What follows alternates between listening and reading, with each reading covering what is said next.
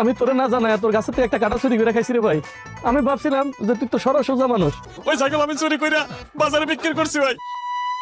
এই ছাগলটা ফেরত দিয়া আমার মাফ করে দেন ভাই। আজকে তোর কঠিন শাস্তি হবে।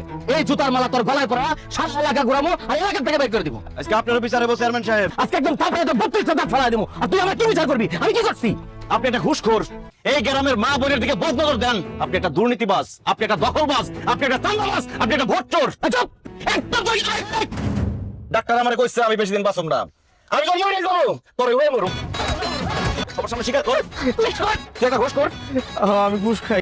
এই লালু চেয়ারম্যান ভোট চুরি করে চেয়ারম্যান হইছে। সে একটা দখলবাজ, সে একটা চাঁদাবাজ, সে একটা ভোট চোরের লোক।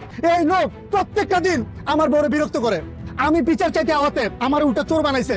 এই জুতার মালা এই চোর চেয়ারম্যানের গলায় পরায়া পুরো এলাকা ঘোরা আর সবাই।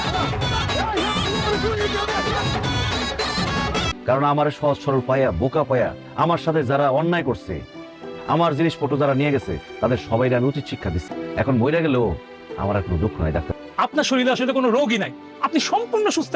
মানুষ তোমার উপর অত্যাচার করে, অন্যায় করে, তবুও তুমি ভয়ে কিছুই করতে পারতা। অন্যায়ের প্রতিবাদ কইরা 2 দিন বাঁচার মধ্যে যে শান্তি আছে, অন্যায় সহ্য কইরা 100 বছর বাঁচার মধ্যেও সেই শান্তি নাই।